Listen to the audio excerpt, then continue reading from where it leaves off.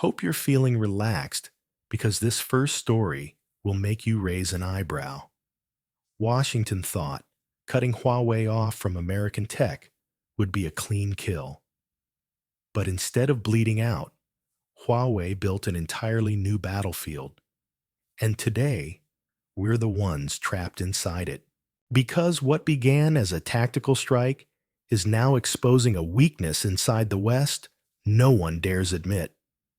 And the way Huawei pulled it off could reshape the future of technology and power itself. Let's break it open. In May 2019, the US government placed Huawei on the Commerce Department's entity list, severing it from essential suppliers like Qualcomm, Intel, Broadcom, and Google.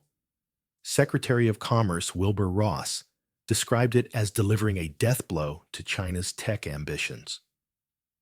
The theory backed by major U.S. analysts from the Council on Foreign Relations was that Huawei, losing access to U.S. semiconductors and software, would rapidly deteriorate, dragging China's broader tech ecosystem down with it. The logic wasn't baseless. At the time, Huawei relied on U.S. companies for over 45% of its smartphone components, and its flagship devices ran Android systems critical for global sales. In June 2019, the Wall Street Journal forecasted that Huawei faces existential threats without U.S. chips. To Washington, policymakers, the blacklisting wasn't just a sanction, it was supposed to be a financial guillotine. But here's where things started slipping, because Huawei had already seen it coming years earlier. And what they did next didn't just save them, it gave them a weapon the West wasn't prepared to defend against. When the blacklist hit, Huawei pivoted faster than any Western analyst predicted. Internal sources revealed to Bloomberg that Huawei had spent $23 billion stockpiling critical U.S. components throughout 2018, well before sanctions were officially announced. By the time the cutoff came, they had amassed an estimated 18-24 months worth of inventory, enough to keep flagship production alive while they scrambled for replacements. Meanwhile, Huawei accelerated the deployment of its in-house high-silicon division, unveiling the Kirin 990 chip in September 2019. Although still dependent on Taiwan's TSMC, at first, the Kirin series slashed Huawei's foreign chip reliance by over 40% within a year, according to Counterpoint Research. Software Harmony OS, an internal project dating back to 2012, was launched under emergency conditions. Within 18 months, Huawei shipped over 200 million devices running Harmony OS in China alone, according to Canalys's 2023 data reclaiming lost smartphone market share without Google services. The lesson here wasn't just that Huawei survived, it was that cutting them off made them more dangerous, because necessity fueled innovation faster than comfort ever could. And what Western analysts missed next would prove even costlier. One fatal error was revealed in late 2020 when Nikkei Asia reported that nearly 70% of Huawei's core suppliers had already shifted to domestic or non-US alternatives by the time sanctions fully bit. Analysts focused narrowly on short-term hardware disruption, missed Huawei's long-term strategy rebuilding the supply chain itself. Experts like Chris Miller, author of Chip War, later admitted that Western assumptions about China's dependency were based on outdated 2016 to 2017 data before Huawei massively invested in indigenous R&D. Between 2019 and 2023, Huawei's annual R&D spending grew from $15 billion to $24 billion, surpassing Apple's research budget, according to Bloomberg Intelligence. Another critical oversight cultural miscalculation. The detention of CFO Meng Wanzhou in Canada, described by Reuters as a national humiliation, rallied political and consumer support across China. Suddenly, Huawei wasn't just a company, it was a symbol of sovereignty. And when patriotism collides with economics forecasts built on spreadsheets fall apart, the war wasn't over. It was only mutating, and the battlefield was about to shift in ways few outside Beijing could see coming. While American telecom giants staggered through messy 5G rollouts, Verizon and AT&T missed multiple deployment deadlines through 2023. Huawei pressed an advantage few realized they had been cultivating for years infrastructure mastery. In 2024, Huawei unveiled 5.5G networks, commercially offering peak download speeds up to 10 gigabits per second, ultra-low latency of zero point 0.5 milliseconds, and built-in AI-driven network slicing a staggering jump over conventional 5G capabilities. According to an Ericsson mobility report released in early 2025, Huawei's 5.5G deployments covered 28 cities in China and 14 foreign markets within 18 months. Meanwhile, U.S. carriers were still grappling with patchy 5G service even in major metropolitan areas like Chicago and Los Angeles, sparking customer complaints and lawsuits as reported by CNBC. The key Huawei had quietly invested billions into AI network optimization, terahertz communication research, and quantum-secure transmission trials fields, where the U.S. had no commercial-scale equivalents by 2025. What started as a fight over smartphones was now evolving into a total technology realignment. And inside Huawei, a far more radical plan was being drawn up, one that would permanently cut the company's dependence on anything American. A plan so extreme, it earned a chilling name inside Huawei's own corridors. In leaked 2024 internal memos obtained by Nikkei Asia, Huawei executives outlined Project Delete America, a scorched earth strategy aimed at purging all U.S. technology code components and dependencies from their ecosystem by 2025.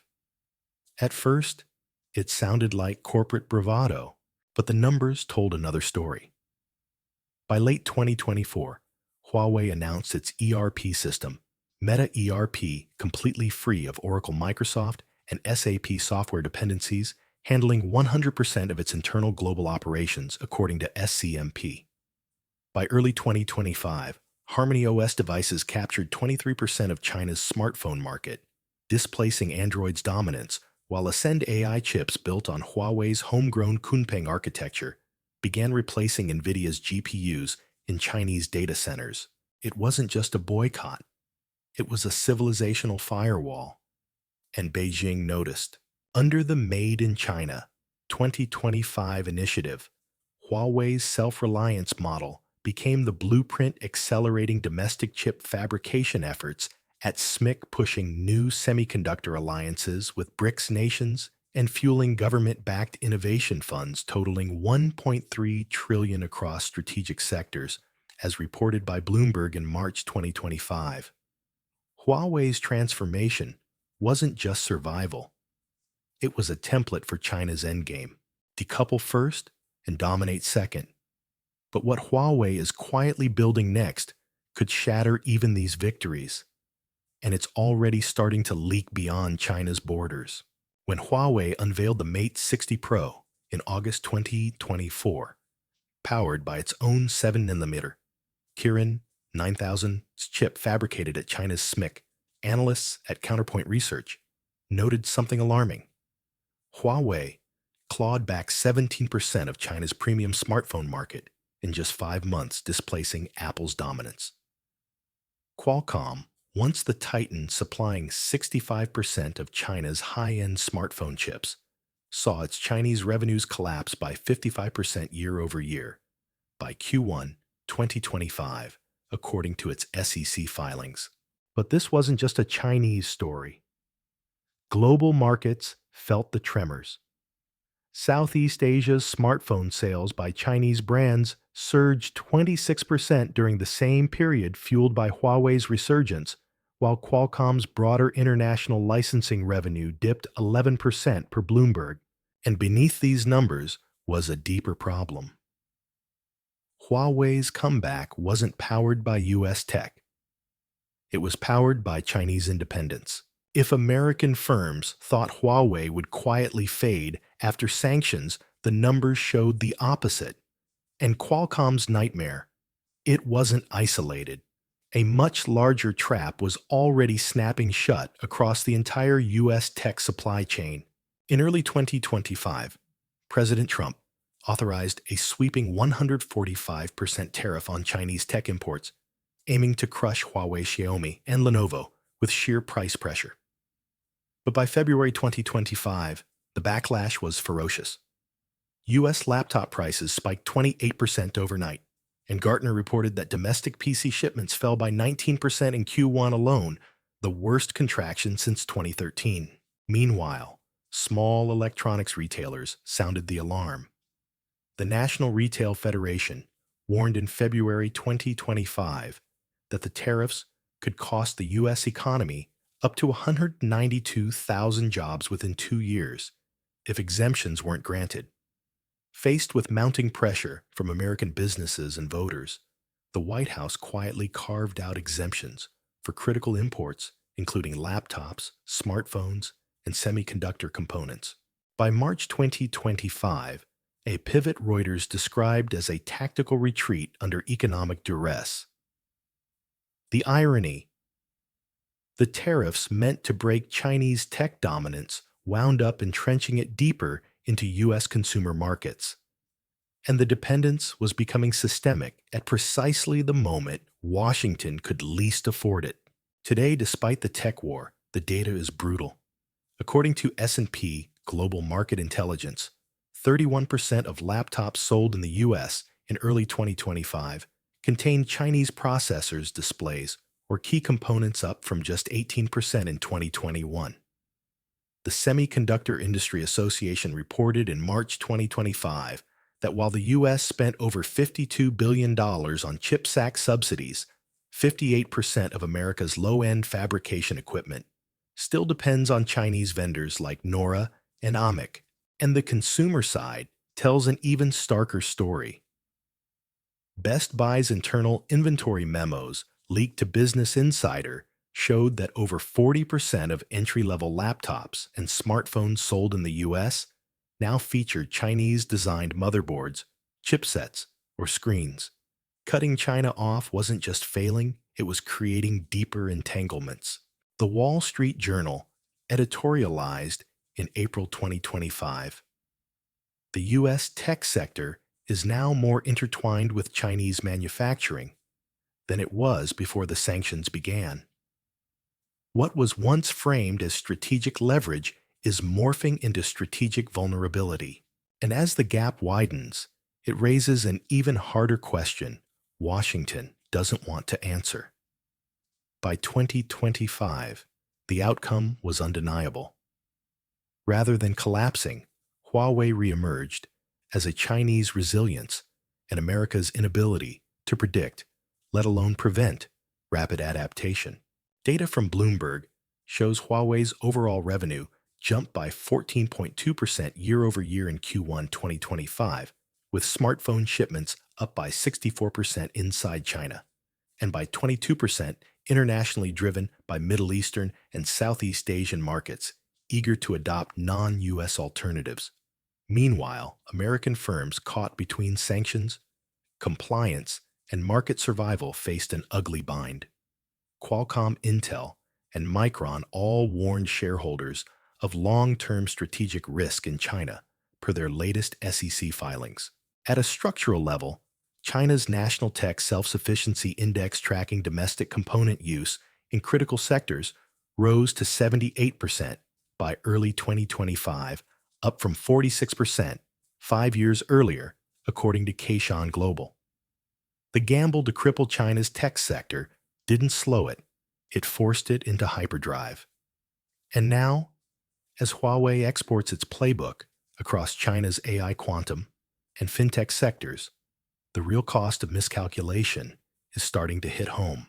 Because if technology was supposed to secure America's dominance for another century, this war may have just accelerated the handover. But if you think Huawei's revenge was limited to smartphones and 5G towers, you're missing the bigger storm brewing right now.